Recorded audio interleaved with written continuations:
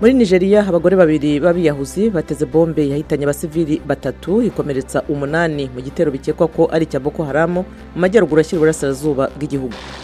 Ibisigazwa by'umunyeshuri w'umwongereza wasimbutse mu ndege muri Madagascar hamaze gufungura urugi rwayo byajyanywe mu bitaro byo mu murwa mukuru Antananarivo. Kuba inteko ishinga amategeko ya Kenya yarasohoye umudepite w'umugore wajyanye uruhinja rw'amezi 5 mu nama kwa gatatu byakuruye impaka ku byerekeye konsa mu kazi. Abandi badepite y'abagore basabye inteko ishinga amategeko gushyiraho uburyo bubereye ababyeyi.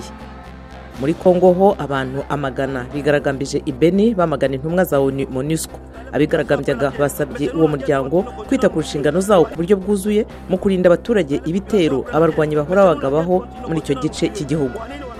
Naho muri Gambia ifoto ya Yahya Jammeh wahoze ari perezida iri ku note zose mu gihugu yakuwe ku note nshya nyuma y'imyaka 2 avuye mu gihugu.